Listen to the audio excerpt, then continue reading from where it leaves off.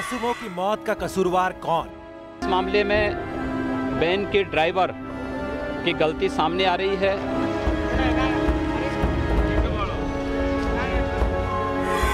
Track पर खूनी टक्कर का जिम्मेदार कौन? 18 से अधिक बच्चे इस छोटी सी मैजिक गाड़ी में सवार थे। किसकी लापरवाही ने मासूमों को छीना? एक ही लड़का था।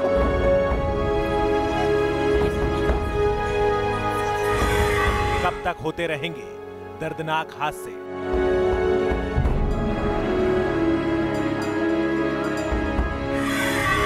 मासूमों की मौत के कितने गुनाहगार?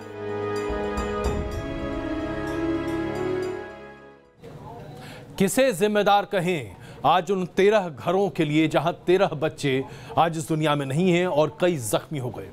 21 बच्चे बैठे हुए थे उस एक छोटे से ऑटो जैसी चीज में जिसमें 7 बच्चों के बैठने की जगह थी, यानी कि 3 गुना ज्यादा बच्चे बैठे हुए थे उसमें। किसकी जिम्मेदारी है ये? कोई तो है जिम्मेदार जो ये बताए कि आखिरकार इतने बच्चों को लेकर स्कूल ये बस जैसी चीज कहां जा रही थी।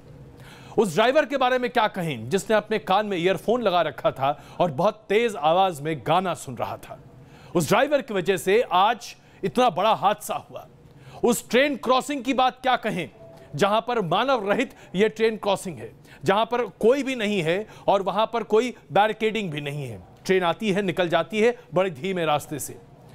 70 साल आजादी के हो गए आज भी, लेकिन हमारी ट्रेन की क्रॉसिंग पर बैरिकेड्स नहीं लगे हुए हैं। ऐसे कम से कम 13,000 बैरिकेड रहित ट्रेन क्रॉसिंग्स हैं। आप बताइए इन बच्चों के लिए आज कौन जिम्मेदार होगा? सरकारी अधिकारियों पर कार्रवाई करने की बात अगर राज्य सरकार करती भी है तो क्या वाकई में राज्य सरकार इससे अपना हाथ धो पाएगी? क्या उन घरों में एक बार फिर से खुशहाली ला पाएगी? हम सब अपने बच्चों को मौत के गाल में बस इसी तरीके से झोंस रहे हैं। क्या यही है हमारे देश का भविष्य?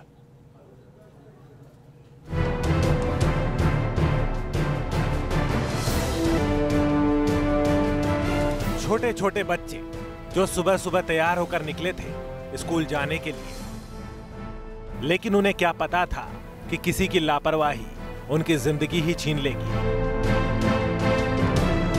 यूपी के कुशीनगर में हुए हादसे की यह तस्वीरें हिला देने वाली हैं। मासूम बच्चे अब इस दुनिया में नहीं हैं। ये वो बच्चे हैं जिन्हें उनके घर वालों ने स्कूल पढ़ने भेजा था, लेकिन उन्हें यह नहीं पता था कि उनकी आंखों का तारा हमेशा हमेशा के लिए उनसे दूर हो जाएगा। मेरा नाती है सर, मेरा भी नाती है, एक ही लड़का था। कुशीनगर के इस मानव रहित रेलवे क्रॉसिंग पर सुबह सुबह मानो मौत दौड़ी। बच्चों से भरी स्कूल वैन पैसेंजर ट्रेन से टकरा गई। हादसे के बाद स्कूल वैन के परखच्चे उड़ गए। हादसे में कई बच्चे काल के गाल में समा गए, जबकि कई बच्चे गंभीर रूप से घायल हो गए। ठोकर मारी और लगभग 100 मीटर दूर तक ये घिसटती हुई वैन यहाँ पे आके गिरी है और इसकी हालत आप देखिए, इससे अंदाजा लगा सकते हैं कि कितना भीषण ये एक्सीडेंट हुआ होगा। पूरी गाड़ी यहाँ पे जो ट्रेन की चपेट में आई है और आगे की सीट से लेकर के पीछे सीट तक सब कुछ डैमेज हो चुका है। बच्चों के यहाँ पे तमाम बैग्स पड़े हुए हैं। बताया जा रहा है कि हादसा स्कूल वैन के ड्राइवर की लापरवाही से हुआ। खबर है कि हादसे के वक्त ड्राइवर ने ईयरफोन लगा रखा था।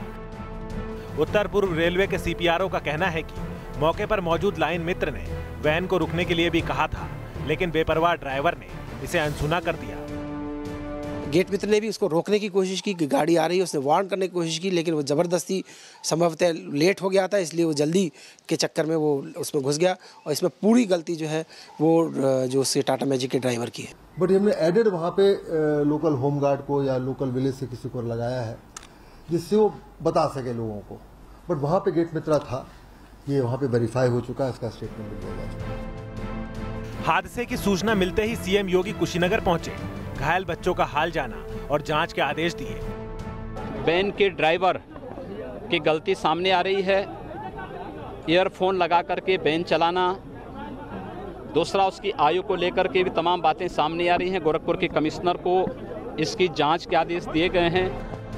सरकार और रेलवे ने हादसे के शिकार घर वालों को 2-2 लाख रुपए मुआवजा देने का ऐलान किया है, लेकिन सवाल ये है कि मुआवजे के मरहम से क्या ये घाव भरेंगे? आखिर इस दर्दनाक हादसे के लिए जिम्मेदार कौन है? क्या सिर्फ वैन का ड्राइवर इसके लिए जिम्मेदार है या फिर मानव रहित क्रॉसिंग हादसे की बड़ी वजह है? अगर रेलवे क्रॉसिंग पर फाटक होता तो शायद यह हादसा नहीं होता। दीपक श्रीवास्तव, न्यूज नेशन, कुशीनगर। 2 लाख रुपए कीमत लगाई गई है एक बच्चे की जान की जो स्कूल जा रहा था। 2 लाख रुपए कीमत लगाई गई है उस भविष्य की जो अपने पूरे परिवार को अपने कंधे पर लेकर चलने के लिए तैयार था। 2 लाख रुपए कीमत लगाई गई है एक बच्चे की जान की हमारे देश में। अगर इतनी सस्ती है हमारे बच्चों की जान, तो क्या हमारे देश के तमाम अधिकारी, मंत्रीगण और सांसद और विधायक अपने बच्चों को 2-2 लाख रुपए में मरवाने के लिए तैयार हो जाएंगे? और अगर नहीं होते हैं तो इस सिस्टम को बदलने के लिए क्या चाहिए इस देश में? अगर ये सिस्टम नहीं बदलेगा तो ऐसे ही हादसे होते रहेंगे। इसलिए आज हम आपसे ये सवाल पूछ रहे हैं, क्या कुशीनगर के हादसे में रेलवे जिम्मेदार है? क्या कुशीनगर के हादसे में रेलवे जिम्मेदार है? अगर आपको लगता है हां, लिखिए NN स्पेस यस। अगर आपको लगता है ना, लिखिए NN स्पेस नो। अपना जवाब हमें भेजिए 56070 पर, 56070 पर। आप अपनी राय ट्विटर के जरिए हमसे साझा कीजिए, #NN अपनी राय लिखिए, हमें भेजिए। आपकी राय इस कार्यक्रम में जरूर प्रदर्शित करेंगे क्योंकि इस तरह के मुद्दे पर आपकी राय बहुत अहम है। आज हम आपके सामने कुछ एक सवाल रखना चाहते हैं और यह सवाल हर उस व्यक्ति से है जो आज हमारे सिस्टम का हिस्सा है, क्योंकि हमारा यही सिस्टम हमारे बच्चों को मौत के मुंह में धकेल रहा है रोज दिन। क्योंकि अगर हमारे बच्चे मरेंगे तो सरकार आएगी, कहेगी 2 लाख रुपए का मुआवजा लीजिए, चुप हो जाइए क्योंकि आपके बच्चे को मारना हमारे लिए बड़ा आसान काम है। सबसे पहला सवाल, मानव रहित रेल फाटक बंद क्यों नहीं हो सकते? 70 साल हो गए आजादी को, रेलवे का बजट 2 लाख करोड़ का है, लेकिन मानव रहित रेल फाटक नहीं है हमारे देश में। हर जगह स्थिति बद से बदतर है। दूसरी बड़ी बात, स्कूल वैन के ड्राइवर की योग्यता क्यों नहीं जांची और परखी गई?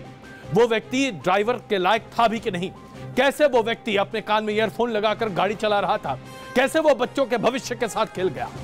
तीसरा बड़ा सवाल, स्कूल वैन पर अदालतों के आदेश की अंबार लगे पड़े हैं। सुप्रीम कोर्ट, हाई कोर्ट, आप ले लीजिए, तमाम अदालतों के आदेश हैं, लेकिन किसी भी सरकारी एजेंसी ने उस पर बिल्कुल ध्यान नहीं दिया। हमारी सरकार क्या कान में तेल डालकर सोती है? तो चौथा मुद्दा जो हम आपके सामने रख रहे हैं, छोटे से स्कूल वैन में अभिभावकों के ऊपर भी बड़ी जिम्मेदारी है। आप बताइए, 17 बच्चों को 7 बच्चों की जगह बैठा दिया गया। भाई, आप मां बाप हैं या कसाई हैं? आप अपने बच्चों को मरने के लिए भेजते हैं क्या? यह सवाल हम आज आपके सामने भी उठाना चाहते हैं। आखिरकार ये मां बाप की भी जिम्मेदारी होती है कि आप अपने बच्चों को किसी तरीके से सुरक्षित रखिए, कहीं तो आवाज उठाइए। अगर स्कूल ज्यादती कर रहा है तो स्कूल के खिलाफ आवाज उठाने की जिम्मेदारी आपकी है। आप स्कूल को पैसा देते हैं, आप स्कूल को कहिए कि वो आपकी जिम्मेदारी निभाए, और अगर नहीं निभा सकते तो फिर यही झेलना पड़ेगा। अपने बच्चों की मृत्यु के बाद 2 लाख रुपए लेकर चुप हो जाना पड़ेगा।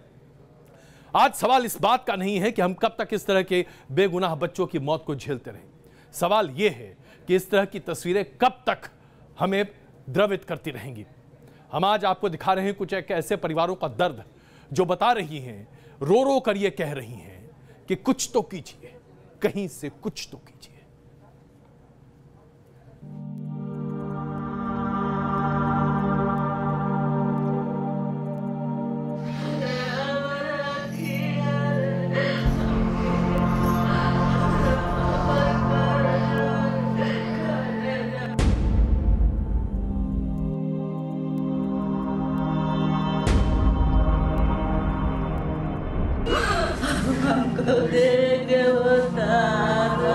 हमको फोन पर पता चला, हम लोग पहुंचे तो ब्लॉक पर सारा लाश मिला। मेरा नाती है सर, मेरा भी नाती आज एक ही लड़का था। बिखरे हुए बस्ते, खुली हुई किताबें, रोती माँ, बिलखता पिता और मौत के आगोश में लेटा बचपन जो अब कभी नहीं लौटेगा, जो अब कभी नहीं जागेगा।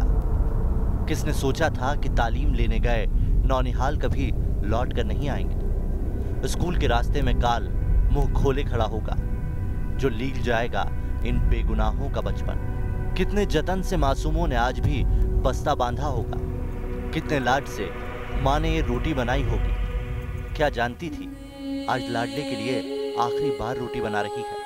घर जानती तो रोक ना लेती, घर जानती तो स्कूल की ओर बढ़ते कदमों को अपने दुलार की बेड़ियां न पहना देती। वो रोज की तरह ही तो निकले थे, रोज की तरह ही उसी वैन में सवार होकर वही ड्रेस पहने सुबह 6:30 बजे वो घर से निकल पड़े अपनी मंजिल की ओर, अपने स्कूल की ओर, कि तभी दुधी रेलवे क्रॉसिंग के पास गुजरती थावे बढ़नी पैसेंजर के साथ उनकी वैन की टक्कर हो गई और फिर मौत की ऐसी चीख उठी कि सब कुछ बिखर कर रह गया। दो मेरे भाई थे। दो भाई थे जी, कमरान और फरहान नाम का। एक 8 साल का था, एक 10 साल का था। अच्छा, तो क्या हॉस्पिटलाइज है या डेथ कर गए हैं? डेथ कर गए हैं वो, घटनास्थल पर डेथ कर गए वो। इससे बताइए 30 बच्चे की 22 बच्चे हैं, वो बच्चे को क्या सरकार देगी? बोल रही कि 2 लाख रुपया दे देंगे, 2 लाख रुपया पर बच्चे को मिलेगा? बच्चे लिया करके दे दें। किसी का दुलारा दुनिया छोड़ गया, किसी की लाडली को काल ने लील लिया, किसी घर के 2 चिराग बुझ गए और किसी ने अपना इकलौता नाती खो दिया। वो चले गए और पीछे छोड़ गए बिलखते माँ बाप, चित्कार करते घर वाले और इंतजार करती बहन। तालीम, संजीदा और रोशन, हमारे रिश्तेदार के हैं 2 बच्चे, सोनू और कमरुल। बच्चा हमारा सवेरे 6:30 बजे निकल जाता, नवाल वाला खिला करके सर हम लोग अपने काम पे चले गए। लड़का लेकर वो गाड़ी लेकर जा रहा था। हादसे के बाद लोगों का गुस्सा फूट पड़ा है, कोई सरकार को कोस रहा है, कोई ड्राइवर को कसूरवार बता रहा है, लेकिन वो जानते हैं अब जो होगा वो सिर्फ दिलासा देना भर है।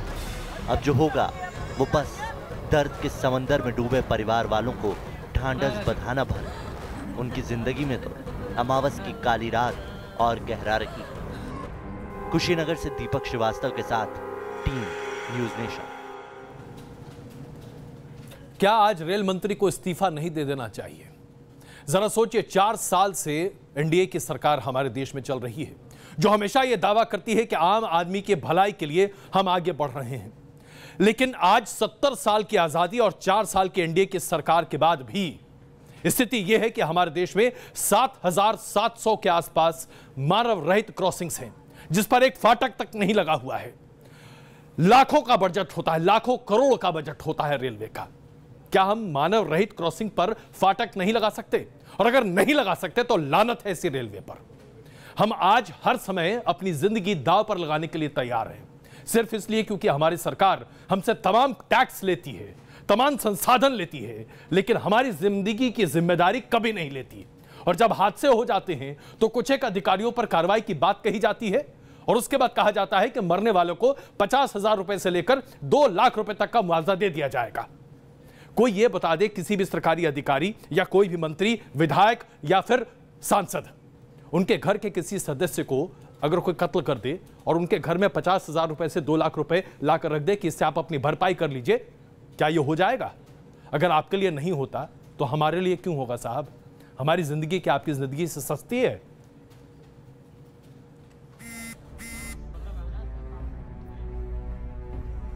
स्कूल वैन में ज्यादा बच्चे सवार थे। स्कूल वैन के ड्राइवर ने ईयरफोन लगाया था। रेल मित्र के रोकने पर वैन ड्राइवर नहीं रुका। वैन का ड्राइवर कम उम्र का था। कुशीनगर हादसे को लेकर ये तमाम दलीलें सही हो सकती हैं, लेकिन क्या ये सच नहीं कि इस हादसे की सबसे बड़ी वजह ये मानव रहित फाटक है? रेलवे के मानव रहित फाटकों पर जिस हिसाब से जानलेवा हादसे हो रहे हैं, उसके बावजूद रेलवे इन फाटकों को बंद करने में कछुए की चाल चल रहा है। हालात ये हैं कि सरकारी आंकड़ों के मुताबिक अप्रैल 2018 तक देश में रेलवे के 16 जोन में कुल 7,701 मानव रहित रेलवे फाटक हैं, जिसमें वेस्टर्न रेलवे के 1907, नॉर्थ वेस्टर्न रेलवे के 796, नॉर्थ ईस्टर्न रेलवे में 728 और नॉर्दर्न रेलवे के 824 फाटक बिना चौकीदार वाले हैं। देश भर में इन मानव रहित रेल फाटकों से हर दिन हजारों लोग अपनी जान पर खेलकर गुजरते हैं, और जब इन हादसों के खतरों के बारे में रेलवे से पूछा जाता है तो सदन में रेलवे का जवाब क्या होता है वो देखिए। मोटर व्हीकल एक्ट की धारा 131 और इंडियन रेलवे एक्ट 161 के मुताबिक बिना चौकीदार वाले रेलवे क्रॉसिंग पर सुरक्षित संचालन की जिम्मेदारी पूरी तरह से सड़क इस्तेमाल करने वाले की होती है, जिसके लिए दोनों कानूनों में कड़े प्रावधान किए गए हैं। अफसोसजनक बात यह है कि एक तरफ सुरक्षा के नाम पर रेलवे आम लोगों से सेफ्टी सरचार्ज तक वसूल ले और दूसरी ओर हादसों की जवाबदेही की बात हो तो वो राहगीरों के सिर पर होगी। हालांकि रेलवे ये दावा करती है कि मार्च 2020 तक देश के सभी मानव रहित रेल फाटक बंद कर दिए जाएंगे। 31 मार्च 2020 तक हम लोग का कमिटमेंट है कि हम अनमैन्ड लेवल क्रॉसिंग्स को एलिमिनेट करेंगे। कुछ सेक्शंस में जहां पे 1 ट्रेन ओनली या 2 ट्रेन ओनली सिस्टम है, करीब 400 जो लेवल क्रॉसिंग ऐसे सेक्शन में पड़ते हैं, वो लेवल क्रॉसिंग्स 31 मार्च को रह जाएंगे, बट सब लाइनों से अनमैन्ड लेवल क्रॉसिंग्स हटा दिए जाएंगे। लेकिन क्या ये लक्ष्य हासिल किया जा सकेगा? ये जानने के लिए एक रिपोर्ट के आंकड़े देखिए जो 2017 में रेलवे कन्वेंशन कमेटी की ओर से संसद में पेश की गई थी। इस कमेटी के मुताबिक 2012 से 2017 के बीच देश भर में 6169 मानव रहित रेलवे क्रॉसिंग खत्म की गई। इनमें से 2016-17 में सबसे ज्यादा 1503 खत्म की गई। मतलब ये कि औसतन हर साल 1500 मानव रहित रेल फाटक बंद किए जा रहे हैं। इस लिहाज से मौजूदा करीब 8000 रेल फाटकों को बंद करने में कम से कम 5 साल का वक्त और लगेगा और तब तक ये मानव रहित रेलवे फाटक हादसे को न्योता देते रहेंगे। Team news nation. और इसलिए हम आपसे एक बार फिर पूछना चाहते हैं, क्या कुशीनगर के हादसे के लिए रेलवे जिम्मेदार है?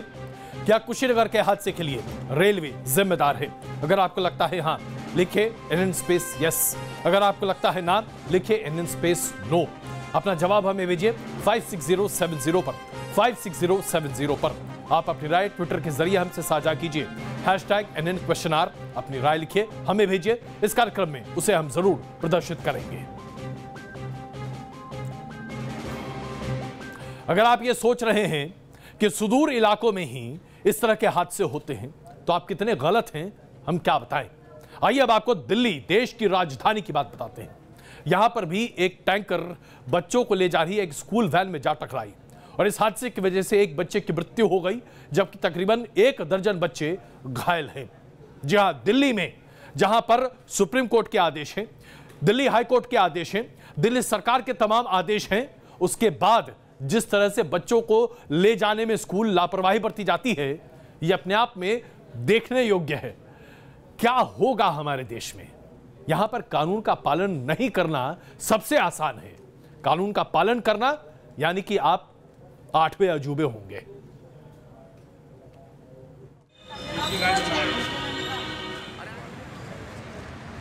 हादसे के बाद इस स्कूल वैन की जो हालत है उसे देखकर अंदाजा लगाया जा सकता है कि इसमें सवार बच्चों का क्या हुआ होगा। ये हादसा नॉर्थ दिल्ली के कन्हैया नगर मेट्रो स्टेशन के पास हुआ, जब सुबह सुबह बच्चों को स्कूल ले जा रही वैन को एक टेम्पो ने टक्कर मार दी। टक्कर इतनी जबरदस्त थी कि तेज धमाके जैसी आवाज सुनाई दी और उसके बाद बुरी तरह घायल बच्चे सड़क पर गिर गए। मैं आ रहा था तो धमाका हुआ बड़ी तेजी से। बाद में वहाँ गाड़ी रोक के देखी तो बहुत सारे बच्चे इधर उधर थे, जिनमें 2 को मैं लेके आया हूँ। हादसे के बाद घायल बच्चों को तुरंत अस्पताल ले जाया गया। बच्चों के घर वालों को जैसे ही हादसे की खबर मिली, सभी रोते बिलखते अस्पताल पहुंचे। बताया जा रहा है कि हादसे के वक्त वैन में करीब 18 बच्चे सवार थे, जिनमें से 13 बच्चे घायल हो गए, जबकि एक बच्ची की मौत हो गई। वहीं घायलों में 3 की हालत गंभीर बताई जा रही है। काफी टाइम से लोगों को यहाँ पे कंप्लेंट करता हूँ, यहाँ चारों तरफ अतिक्रमण है, चारों तरफ गाड़ियाँ खड़ी रहती हैं, लेकिन ये तब लोग नहीं सुनते, कोई भी प्रशासन का आदमी नहीं सुनता। बाद में जब कोई हादसा हो जाता आते हैं, सिर्फ ये कार्रवाई करके चले जाते हैं। जिनके बच्चे मरने हैं उनके बच्चे मरते हैं। हालांकि हादसे के बाद पुलिस ने टेम्पो और स्कूल वैन के ड्राइवर को गिरफ्तार कर लिया है, लेकिन सवाल ये है कि आखिर बच्चों के साथ ऐसे दर्दनाक हादसों पर लगाम कब और कैसे लगेगी। Team news nation. आइए जरा राहुल गांधी की बात करते हैं, जो कि आजकल कर्नाटक की यात्रा पर हैं। राहुल गांधी मिशन कर्नाटक के लिए बहुत पसीना बहा रहे हैं। एक लोकल ढाबे पर जाकर पहुंच गए, उन्हें बड़ी भूख लगी थी, इसलिए राहुल गांधी ने ढाबे पर बैठ के खाना भी खाया। बहुत सारे लोगों ने उनकी तस्वीरें भी उतारी। आपको दिखा रहे हैं, रोड शो के दौरान राहुल गांधी निकले, अपनी बस में सवार थे। ऐसा बताया जा रहा है कि उन्हें ज़बरदस्त भूख लगी तो एक लोकल ढाबे पर उन्होंने अपनी बस रुकवाई, टेबल पर पहुंचे, अपनी पूरी टीम के साथ बैठे और उसके बाद बड़े ही सामान्य नागरिक के अंदाज में उन्होंने न सिर्फ खाना खाया बल्कि कॉफ़ी वगैरह पी और फिर उसके आगे निकल पड़े।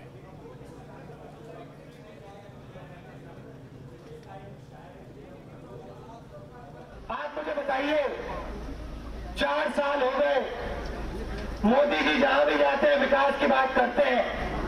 मैं आपसे पूछना चाहता हूं, नोटबंदी से आपको विकास मिला? गब्बर सिंह टैक्स से आपको फायदा मिला? रोजगार दिया मोदी जी ने? किसानों को सही दाम दिलवाया? 15 लाख रुपए दिए आपको? तो किस विकास की बात कर रहे हैं मोदी जी? मुझे समझ नहीं आ रहा है। राहुल गांधी पूरे कर्नाटक में चुनाव प्रचार में जबरदस्त तरीके से मेहनत कर रहे हैं, लेकिन जरा मध्य प्रदेश की बात कर लेते हैं, जहां पर प्रधानमंत्री आवास योजना के तहत मकान बन रहे हैं। ये तो बड़ी अच्छी बात है, इसमें कहीं क्या खबर की बात है भाई, ये तो होना ही चाहिए, सरकार ने ऐलान किया है।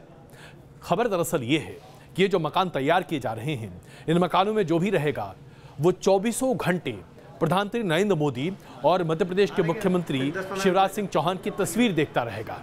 और वो इसलिए क्योंकि इन सब घरों में ये टाइल लगा जा रही है जिसमें प्रधानमंत्री नरेंद्र मोदी और शिवराज सिंह चौहान की तस्वीर है। प्रधानमंत्री आवास योजना शहरी उस पर लिखा है, सबका सपना घर हो अपना भी लिखा हुआ है। इस टाइल को लगाकर हमेशा के लिए इस बात को स्थापित करने की कोशिश की जा रही है कि ये घर आखिरकार किसने गरीब लोगों को दिया है। आधा घंटे में आ जाओ। मध्य प्रदेश की ही बात करते हैं। मध्य प्रदेश में ऐसा लगता है कि कांग्रेस ने अपने गले की फांस को निपटाने के लिए बड़ा अच्छा कदम उठाया है। जहां एक तरफ प्रदेश अध्यक्ष के तौर पर कमलनाथ को सामने रख दिया गया है, वहीं प्रचार समिति की पूरी जिम्मेदारी ज्योतिरादित्य सिंधिया पर डाल दी गई है। ऐसा माना जा रहा है कि 3 खेमे में बटा मध्य प्रदेश में कांग्रेस किसी तरीके से अपने पैर पर खड़े होने की कोशिश कर रहा है, और वो इसलिए क्योंकि अगर आज कांग्रेस खड़ी नहीं हुई एकजुट होकर तो फिर कोई उम्मीद नहीं बचती है कांग्रेस के पास मध्य प्रदेश अपनी झोली में करने के लिए। इसमें कोई शक नहीं है कि बीजेपी के खिलाफ वहां काफी ज्यादा लोगों में गुस्सा है, लेकिन क्या इस गुस्से को भुनाने में कांग्रेस कभी सफल हो पाएगी?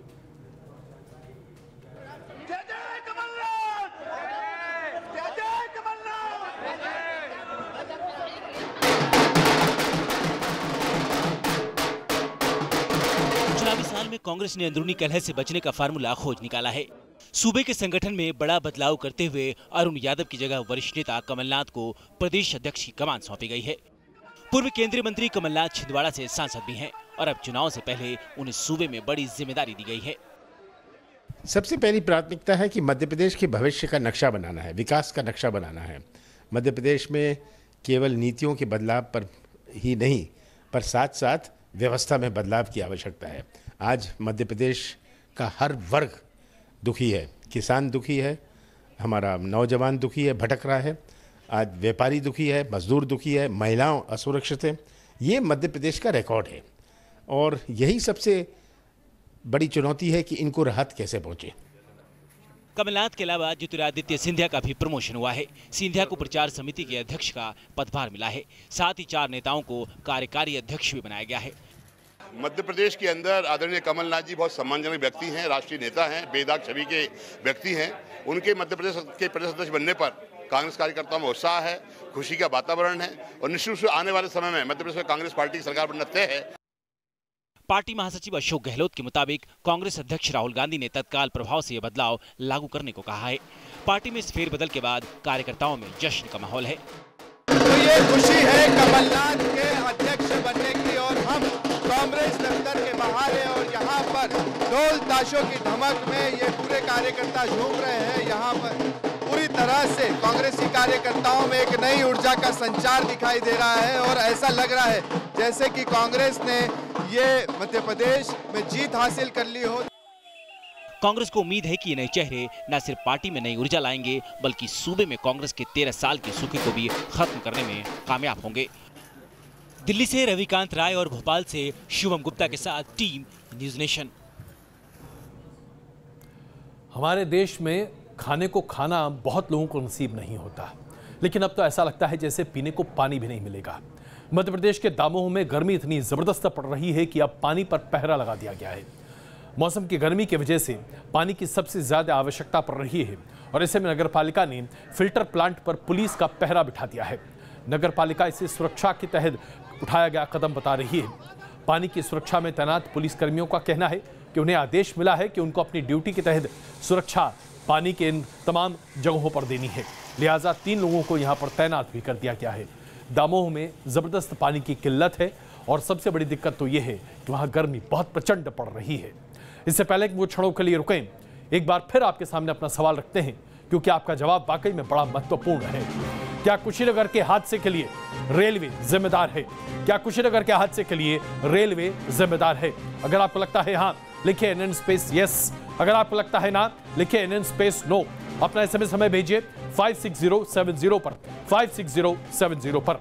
आप ट्विटर के जरिए अपनी राय हमसे साझा कीजिए। #NN क्वेश्चन आर अपनी राय लिखिए, ट्वीट कीजिए। इस कार्यक्रम में उसे हम जरूर प्रदर्शित करेंगे।